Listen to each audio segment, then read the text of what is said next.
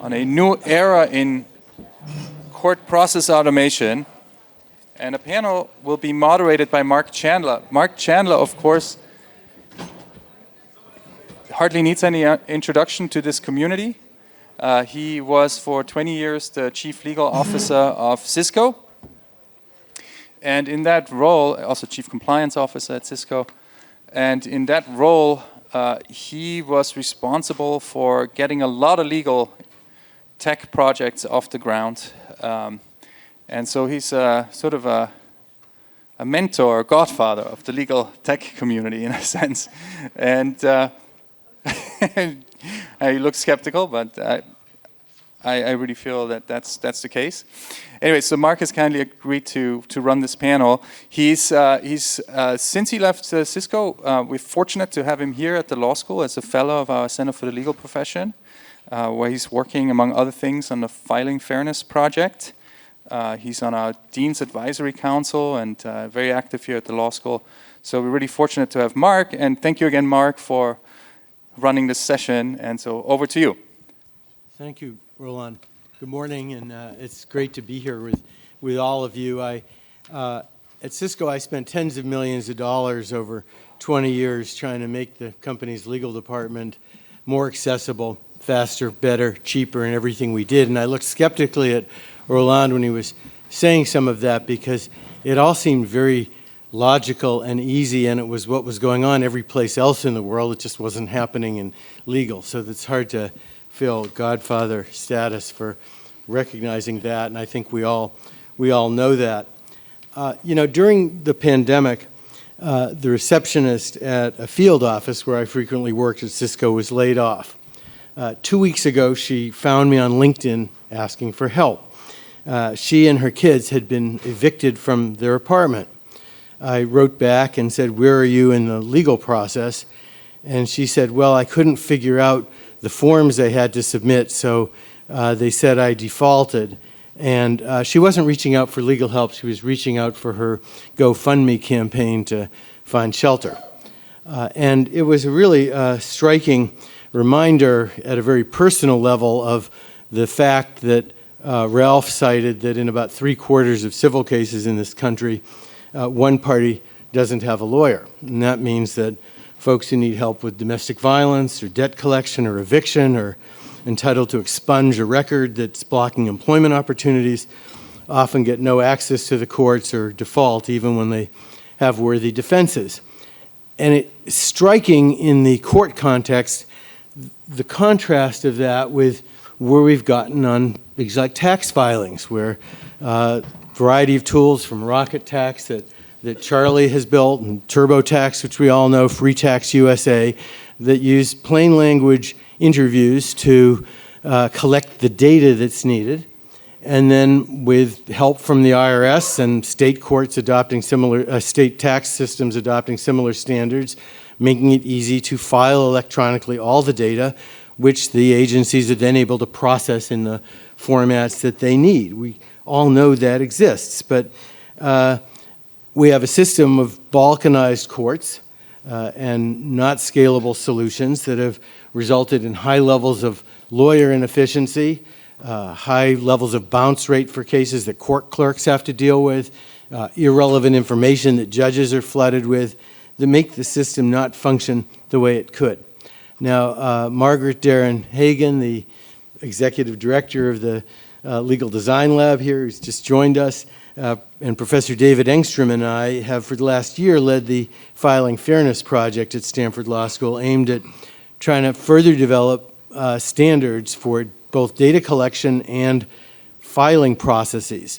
And it's not so much a matter of developing standards, but actually getting states to agree to work together on commonality so that you can have the scale to build solutions that can actually be implemented. Our thesis is that the multiplicity of different approaches with a lot of innovation but no scale haven't moved the ball forward. And we think a lot of positive change can happen without the kind of difficult political problems that raise systemic issues and that Ralph alluded to, but that we can move together very, very effectively using available technology if we can find ways to incentivize working together to implement scalable solutions. And today I'm really thrilled with the panel that we have here, 4 innovators, all of whose organizations I got to know through the Filing Fairness Project, who are putting together tools to change that. Now, impediments are large, and what I want to do with the panel today is show us the steps that are needed. Before I introduce each of them and talk about what they're doing, I want to give you one slide. Now, I lean toward slides with pictures, not words, and I'm breaking my rule today. You have it in front of you now. The California Judicial Council created a self-help site for domestic violence victims in need of a restraining order. Imagine don't look at the slide, and it shouldn't be up there quite yet. Look at me. And this is why I don't use slides with words, because then people start reading. Imagine yourself a 25-year-old woman, maybe with a small child, a high school education if that, who's being beaten up by a partner, has no money for a lawyer, and needs help. The California Judicial Council wants to help you. And this is what their self-help site says. So take a minute now and just read those words, and you'll see what the California Judicial Council says to you.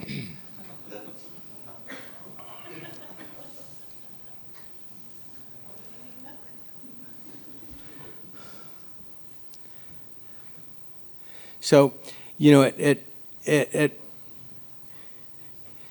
don't want to embarrass anyone who chuckled, because there is a basis for chuckling at this, but in some ways it's tragic, because there are a lot of people who will read that and say, this system isn't going to be for me. My goal is for you to come away with an understanding of why today there's no simple plain language interview tool that would capture all the data needed and then produce and file the forms that are necessary. Below this, on that California Judicial Council website, there's a list of the 7 different forms that you may or may not need. And second, I want you to come away seeing what's necessary to enter the new era, as this panel is entitled, where access can be enabled for millions today who are shut out, make world more efficient for lawyers, make world more efficient for court clerks, and make it work better for judges as well. And I want you to meet 4 innovators who are making this happen. Starting at the far end, I'll just do introductions. Noella Sudbury started as an attorney in Salt Lake, became a vice president at Goldman Sachs, had a project working for municipal government in Salt Lake, where she saw how complex and expensive it is for folks to clean the slate when they're entitled to expungement, and how much that affects employment and other activities. She's become a national leader and drove clean slate laws in 10 different states that take certain low level of offenses and make them automatically go away after time. But then, more importantly, she started a company called Rasa Legal that is now helping thousands of people and moving into multiple states with a much simplified approach that folks simply couldn't afford to do before, to get rid of records that shouldn't be burdening them going forward. Just last week, Inc. magazine profiled her in their 2023 female founders issue. Grace Spulak is at the National Center for State Courts. She previously was executive director of the Access to Justice Commission in New Mexico and worked for 10 years as a child welfare advocate and attorney in New Mexico. At the National Center for State Courts, she's focused on process improvements and standards that affect filings and also remote access to court hearings, something that a lot of courts learned to do during the pandemic and somehow are starting to forget. And Charlie's going to talk a little bit more about what he saw in Brazil in that respect as well, and in some other areas.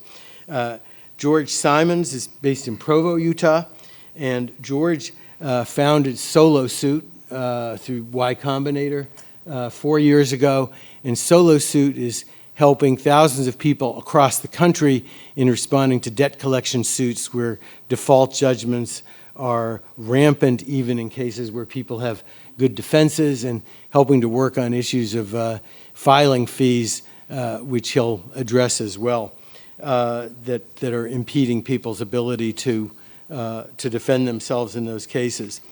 And finally, Charlie Moore in 2008 founded and is the CEO today of Rocket Lawyer, that's the leading player in online legal services which describes itself as the most affordable, easiest way to get all the legal and tax help you need for yourself, your family, and your business.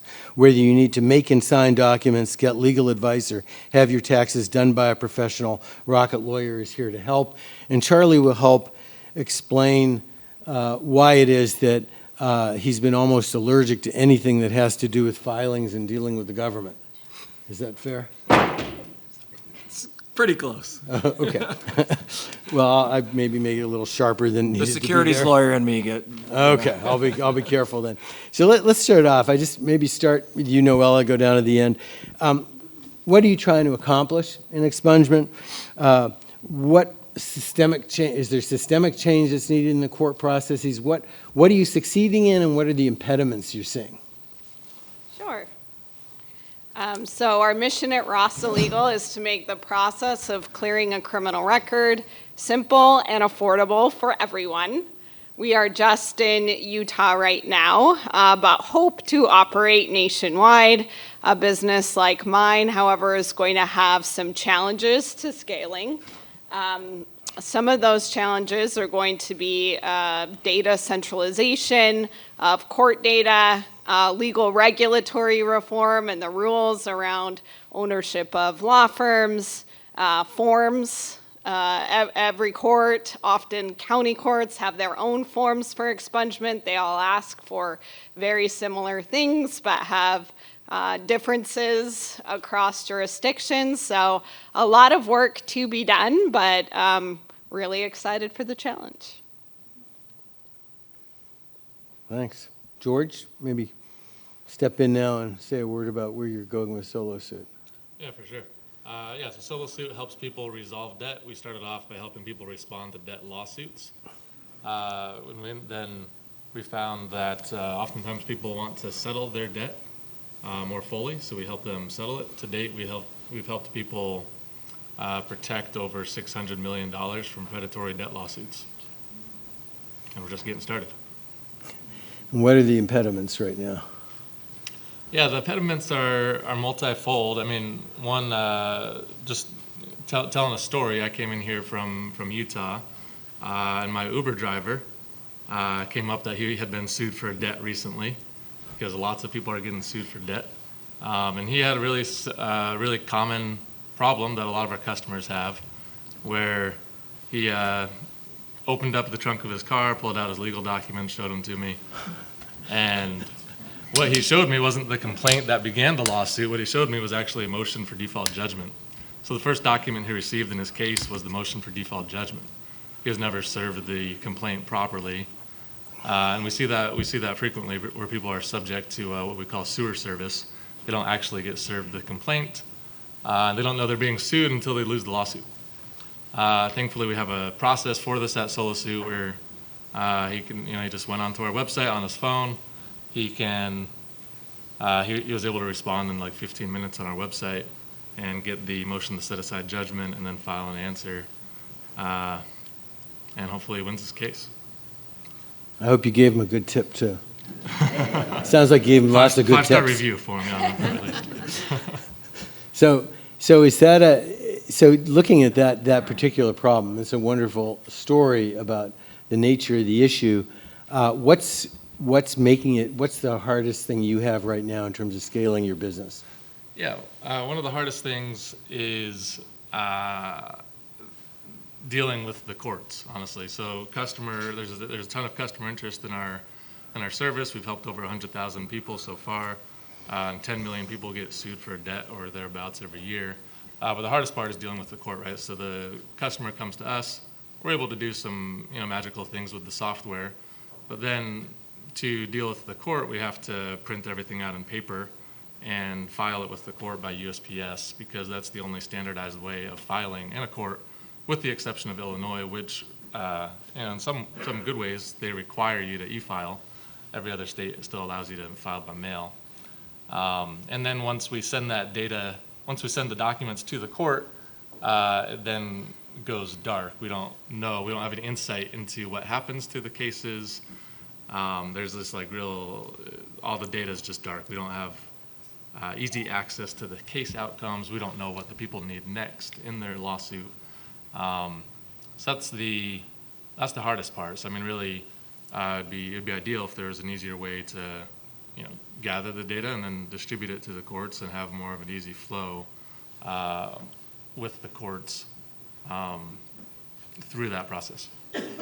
Well, I want to go back to you maybe to say a little bit about your interface with the courts and whether, as you look to expand to additional states, I know you're looking to Oregon now, where you don't have the kind of regulatory opportunities that exist in Utah, but you still feel Oregon's a fertile ground for this.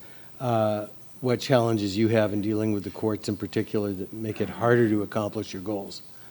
Yeah, so a couple of things. I think people don't realize how common it is to have a criminal record. 1 in 3 Americans have some type of criminal record.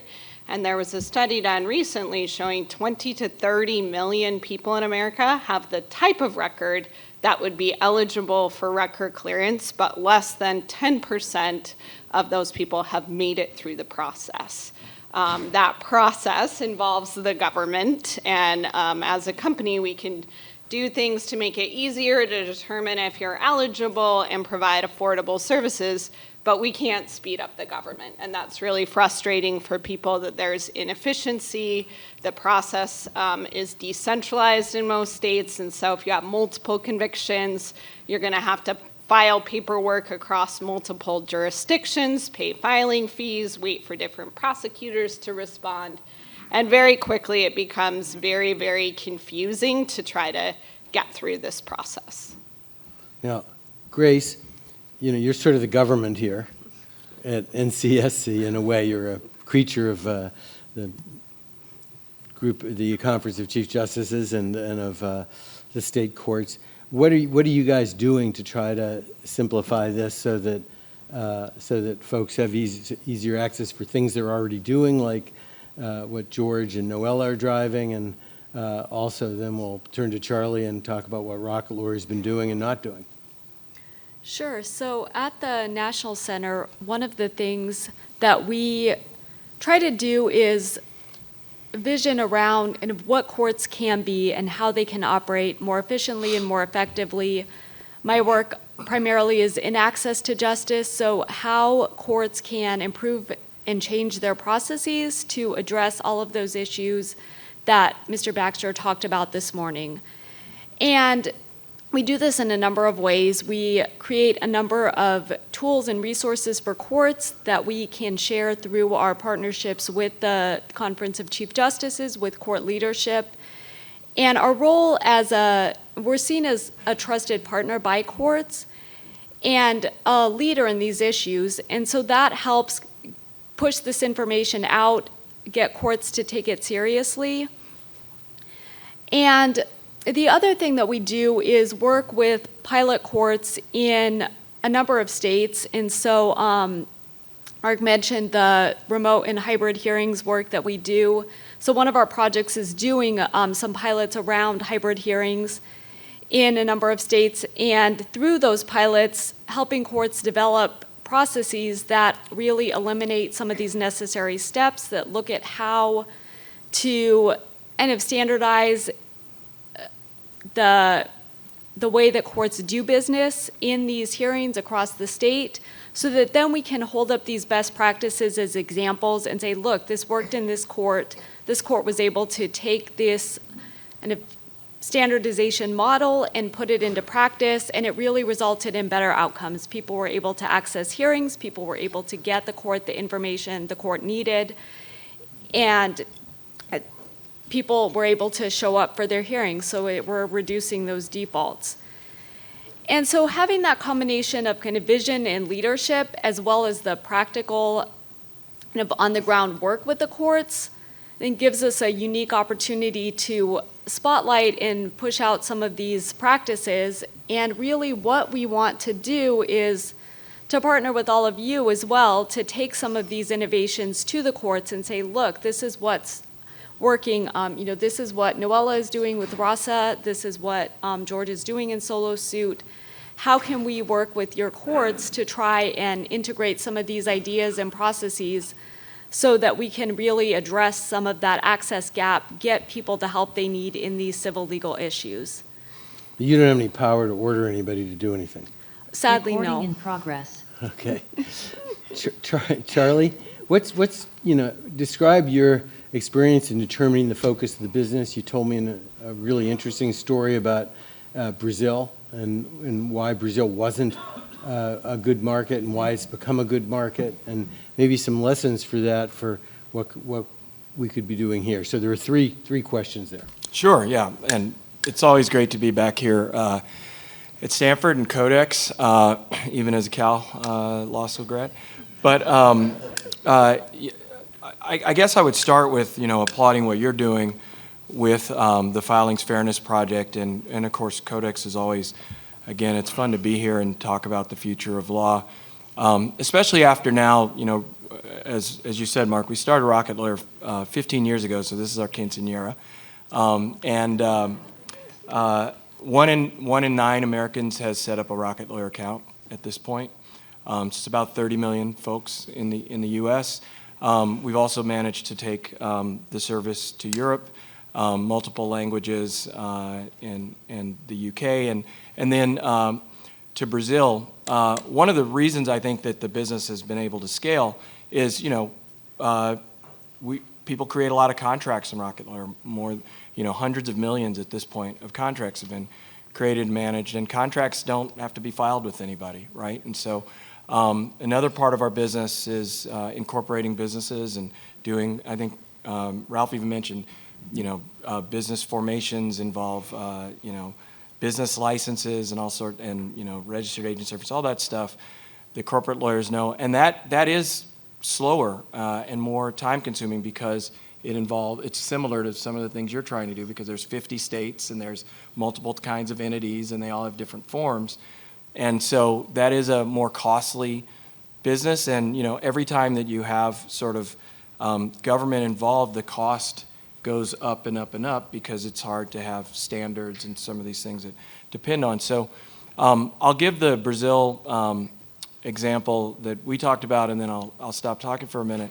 But we do have some experience with just, again, trying to scale, and from day one, our mission is to make law affordable and simple for everyone, and that's what we've tried to do.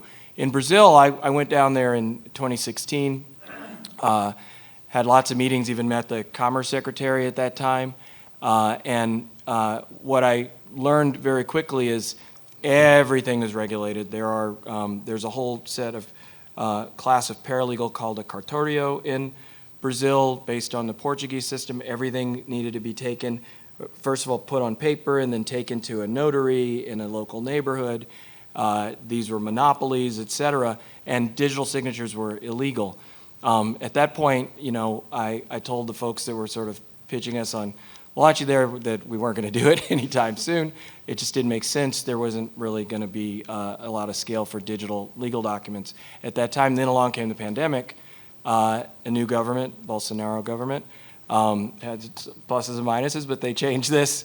They did reform the rules around digital signatures in Brazil, and we decided to go into the market about a year and a half ago, almost 2 years ago, and it turned out to be the best new market, international market that we've gone into, and it's been very exciting, and I'll be down there next month. And so I think the moral of that was when government sort of just stepped aside, like when Bill Clinton signed the Digital Signature Act in 2000, then innovators can really get to work. There's lots of competition and so on. And so we've got to figure out a way for, back to filings fairness, we have to figure, one more quick example. Utah, the Supreme Court, I think did a lovely job, and Margaret was did a lovely job of looking at how could they sort of regulate but also step aside. Arizona's tried to do a similar thing, and now we've already helped thousands of folks in Utah. I'll give you an example of that. So I think there are some models here to maybe look at, but they're going to have to figure out how to set a vision and regulate sort of in more of a constitutional way, and then let people do their thing. So there's a practical piece of this that goes beyond the politics, and I think it's been interesting to hear the number of examples that come from across the political spectrum here to make clear that, in the U.S. parlance, this isn't a red and blue issue, that we have states that are perceived as being more conservative on national political issues, states that are perceived as being more democratic, Supreme Court justices and presidents outside of the United States who are perceived to be on the right, people on the left. So I think we avoid a lot of the political division here and are dealing with some practicalities where in some ways no one's ox is really being gored to solve the problem. Now, one of the spaces you're in is the corporate formation and entity management space, and you mentioned the challenge and the extra cost you incur that then makes it harder to scale from different filing requirements in different states. Have you guys put any effort into trying to get some uniform state entity filing requirements? I've got a Delaware LLC. I had to deal with figure out which tax do I pay and, Right. Paying some company to manage, to do a filing for me every year. I probably should be hiring a Rocket Lawyer to do that for me. Have you made any progress in that space, or is that not something you've invested in? And how did we get there on the tax? Did Intuit years ago, before Rocket Tax existed, go out and get the IRS to do the common e-filing standard that the states have adopted? Where did that all come from? Yeah, in my opinion, the e-file, the tax e-file standards are sort of the gold standard, like the great example of how to do it, and you still have competition, but now effectively everyone files digitally, whether you have a professional do it through a service like Rocket Tax or whether you do it yourself. Ultimately, all of those tax forms are coming to the IRS in digital format, and so it would be awesome to see, incorporation filings, things like that, to be digitized. I think you're not going to see, honestly, a 50-state standard anytime soon. But where we are starting to see progress is states like Nevada, where you can file online. They have a system called Silver Flume, and I didn't name it. But there are individual states that are starting to, I wouldn't call it necessarily, that are starting to innovate. As far as doing it for all 50 states, Mark, I don't think that's really in the cards anytime soon for something like that. Where I could see, quite honestly, and again, what do I know, but in a crystal ball, I could see potentially some of these UPL, some of the things that Ralph was talking about. I could see maybe the U.S. Supreme Court, like it did with attorney advertising, that Utah made legal, and then it had to go all the way to Supreme Court to settle the dispute between states. I could see access to justice benefiting from that sort of thing, almost like gambling, what just happened with gambling. So I could see that as a potential outcome here, where we do get some standards that open up better access to justice, going actually through the court system. I honestly don't see as much opportunity in this political climate for legislative solutions. So, but just to go back, because I think I let you skip over it. Do you know where, maybe you don't or someone else does, why we got to the point we did on the tax filings? Was the IRS did it by itself? Was it a corporation, Intuit or someone else who saw the opportunity there and pushed them to do it, and then the states came along? How did we get here on tax? Yeah, purely anecdotal for me, and if a guy named Chris Brody is listening, who was the first investor in ChipSoft, which became TurboTax, and was one of the first investors in Rocket Lawyer, so I'm giving credit where credit's due. The guy is a real visionary. It really is the way that Chris has talked to me about it from way back when.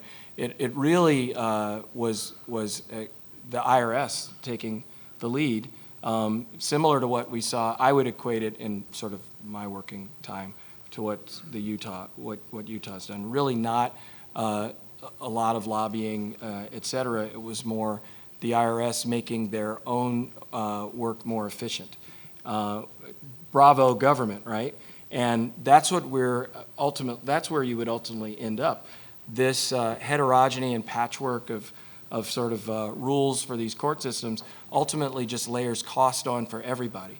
And so it's really in the interests of these local agencies, local courts, et cetera, to adopt the standards that you guys are trying to hand them or guide them through, because it's going to make their judicial forms more accessible to people. It's going to lower the cost administratively.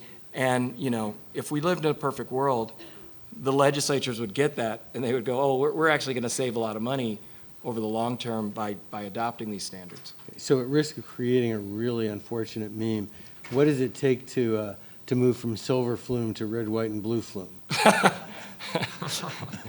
I wish I knew.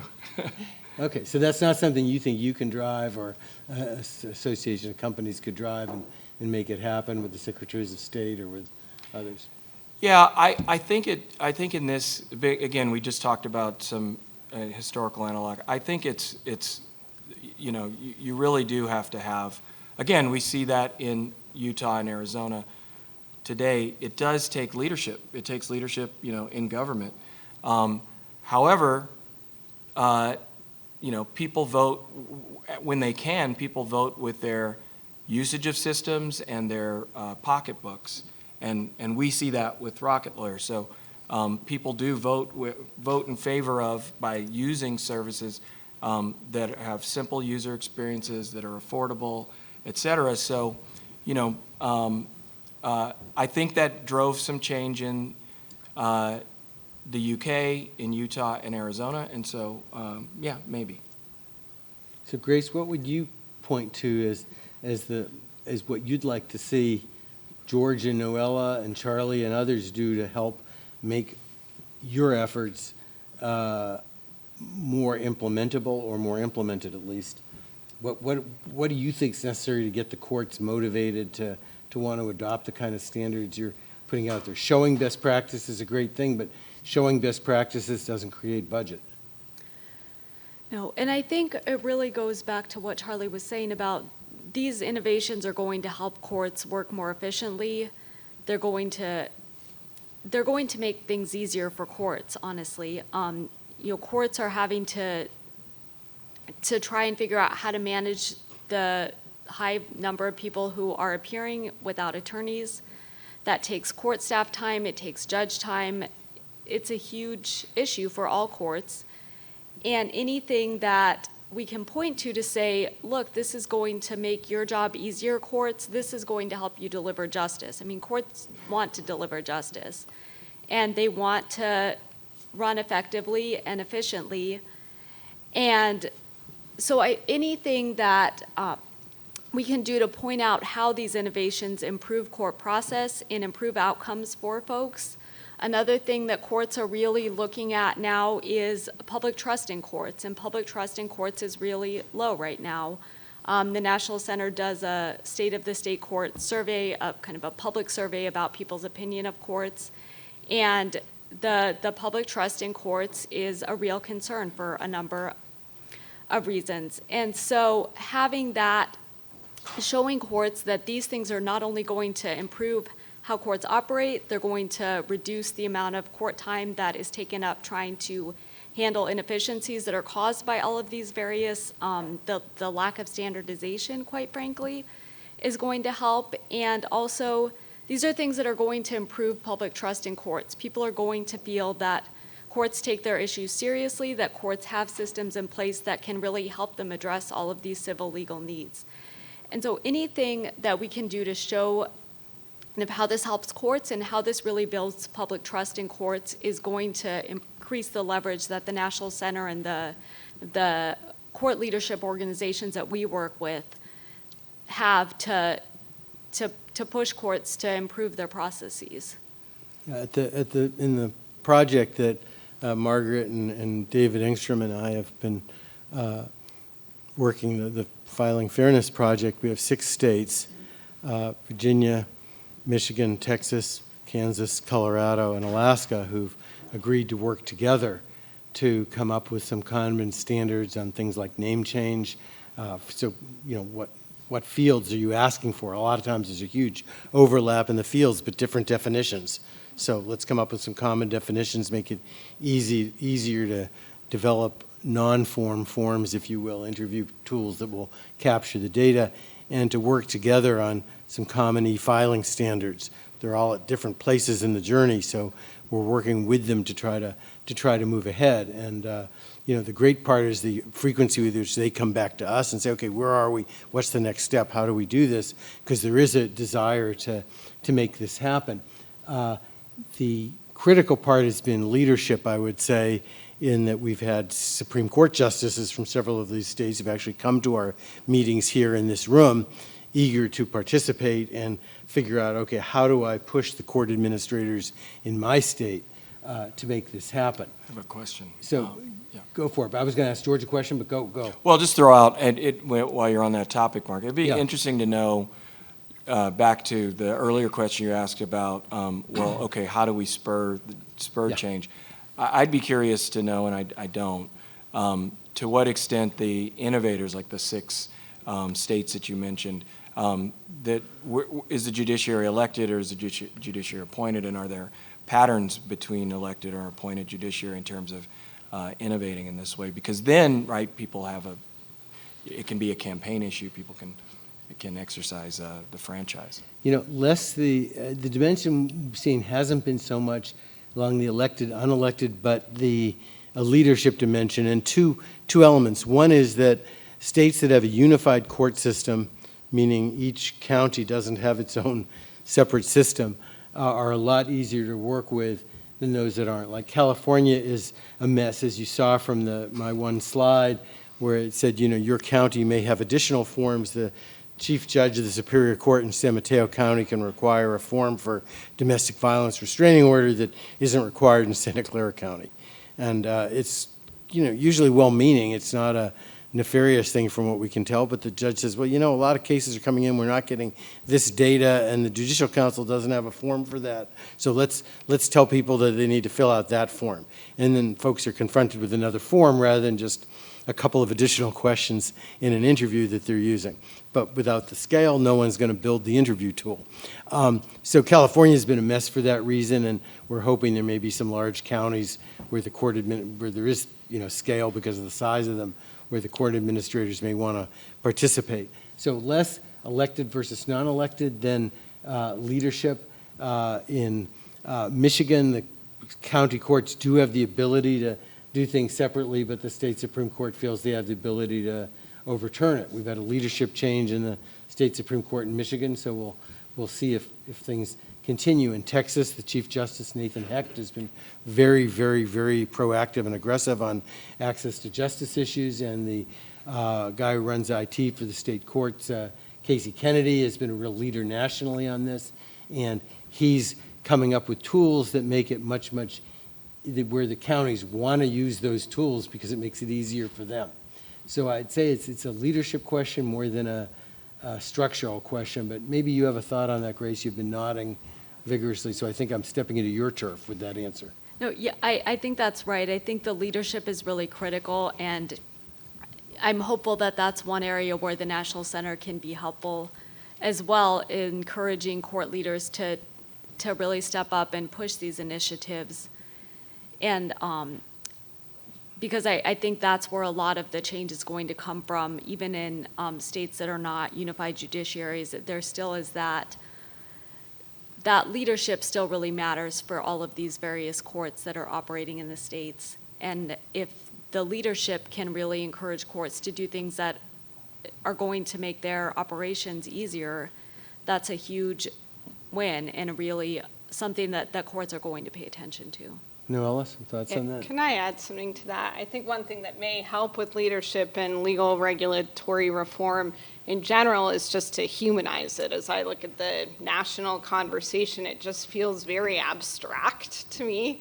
And I'm hopeful that as we have more innovation, things like what we're doing, what George is doing, that if you can paint a picture of who these people are, and for us, just to give you an idea of our typical clients, one of our first clients, a guy named Josh, struggled with substance use, ended up getting a criminal record that was drug-related, a lot of retail thefts.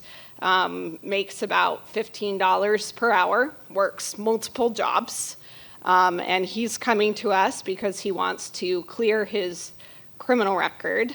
The $15 is an important fact because he makes too much money to qualify for a free legal aid lawyer, but he also makes too little to pay the $2,000 to $3,000 a lawyer is going to charge. And he's also a father. He has a 3-year-old boy who has some pretty significant health issues, and the reason that he wants to clear his criminal record is to get rid of his 2 part-time jobs that don't have benefits and to get a job that will actually provide health insurance so he can take care of his son. And I think if people start to feel and see the people behind these stories, those are the types of things that are really going to move the needle and prompt people to take action and to change what law can be. Josh is now just one of over 1,000 cases just like this. And they're working people, they make too much to qualify for the free support out there, and they just feel stuck. And I just feel like we need more examples like this to sort of emotionally impact the leaders to act in this area. George, what do you point to in terms of the steps that you would take right now to make your business able to grow and thrive and have more people able to benefit from what you're doing? Yeah, one thing that would really benefit our customers, I mean, something I would do if I had a magic wand is I would eliminate defendant filing fees nationwide.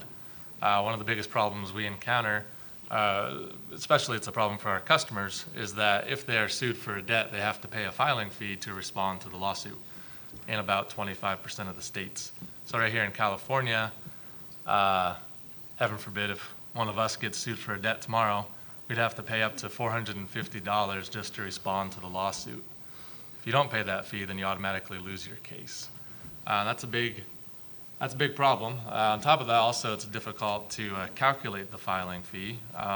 With Solo Suit, one of the main things we've done is figure out how to automate the process, and we've compiled a database that allows us to automate the filing in over 3,000 courts across the U.S. But making that database was quite an ordeal. In the early days, we'd make phone calls to the courts themselves to verify some of the filing information and extract the filing fees. That oftentimes the only person that knows the filing fee is the clerk that you can only get on the phone by calling the court.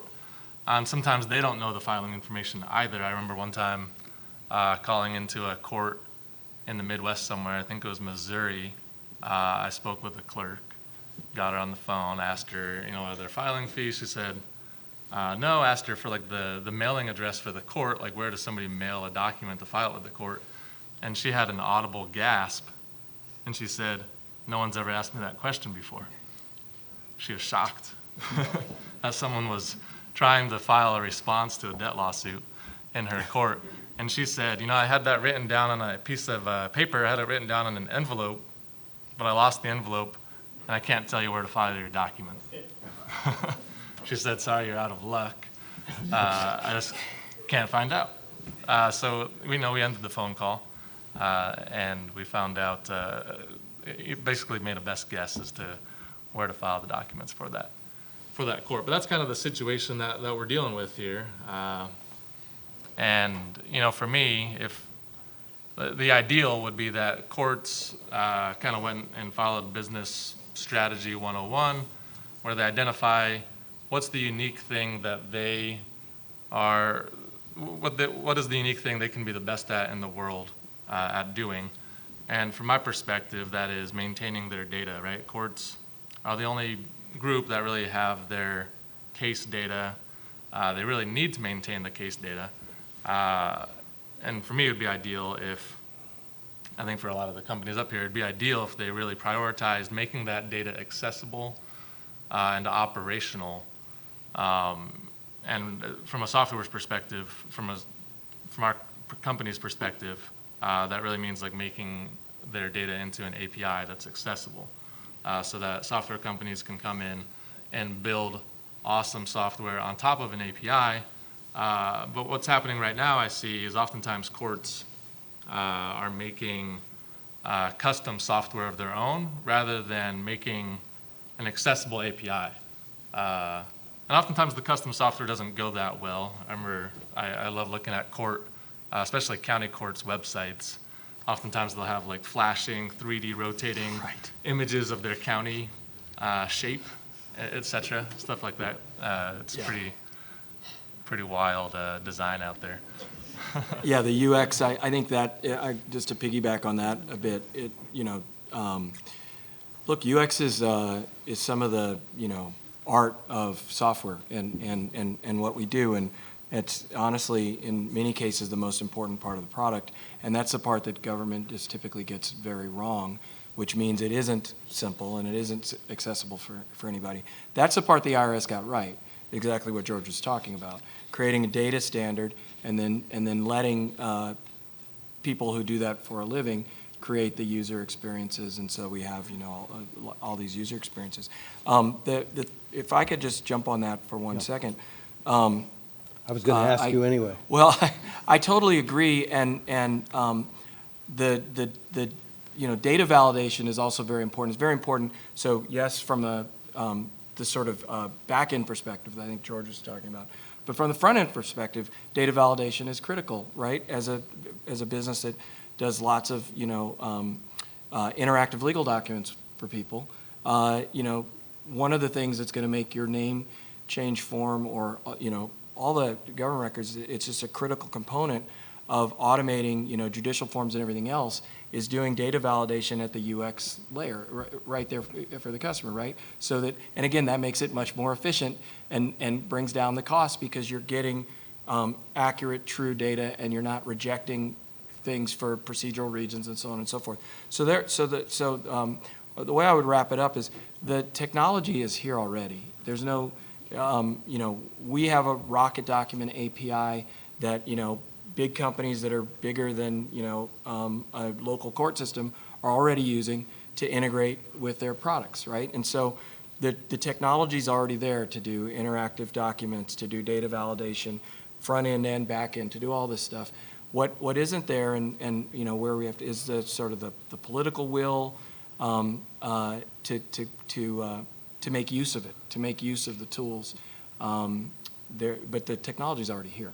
Well, that's what we're trying to do with the 6 states is we have political leaders or court leaders who are willing to invest in saying we can do this and trying to bring them together and create some momentum there for taking a silver flume and making it a national standard, to take the great example that you raised, and NCSC doing some very important work there as well.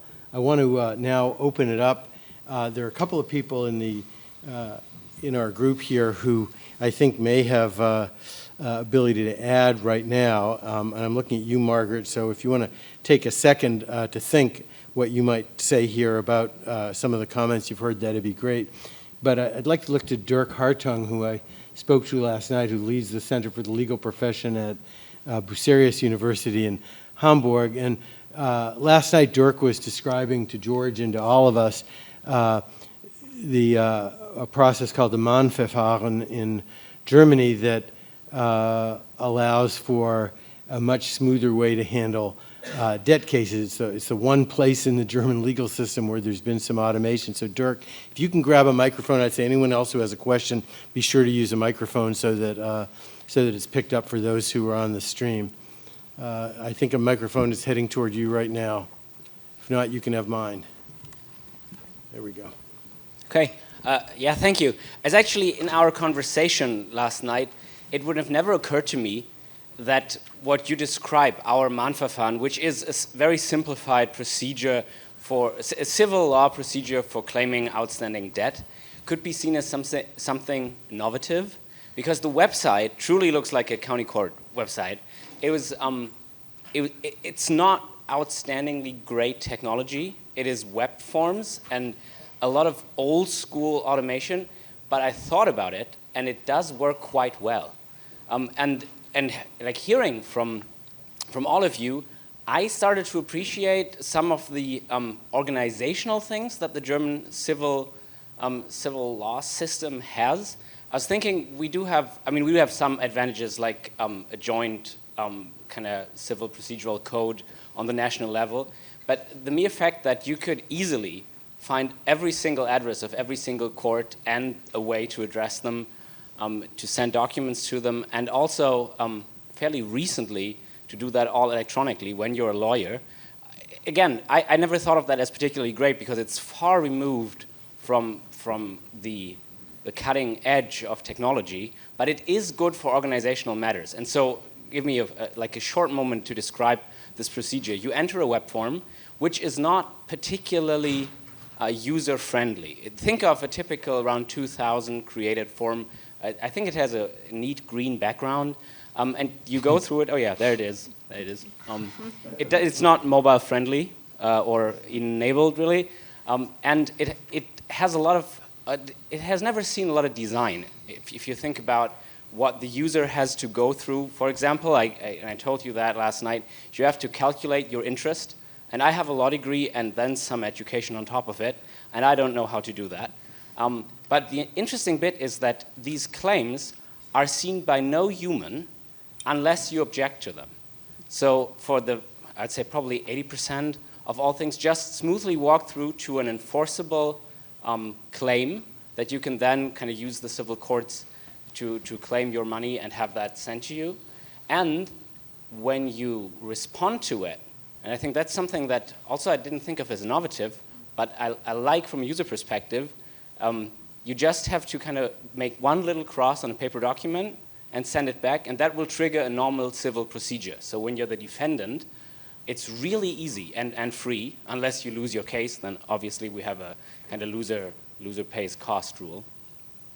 And I think while I would have looked at that as something that really could use some digitization and some help, it is actually a great system. It is, as you pointed out, though, like a point solution. So there's a lot of other things around in the German civil justice system that don't work like that. And I wonder, and maybe that's something I'm trying to piece that together, how did we get that? Was there a magical moment in the mid-90s where people said, hey, we really should do this, and maybe we could do it here? And I think the most important bit of an answer is that people and regulators thought this was low risk. No one was losing anything, and more importantly, no lawyers were losing like big business. Though the majority of the claims is filed by lawyers and through an API. So that's my little kind of report and experience on that neat piece of technology over in Germany. Thanks, Dirk. It's a great example. And Bruce, I'll come to you in 1 second. Margaret, do you want to add some comments about what you see in terms of standardization and where we are on the project? Thanks. I think all the comments and discussion were wonderful. I think one dynamic I just wanted to highlight is, I know, Mark, as you're asking everyone from the point of view of courts, what do courts need to then invest in modernization and standardization? And asking innovators, startups, both public interest and for-profit, what do you need?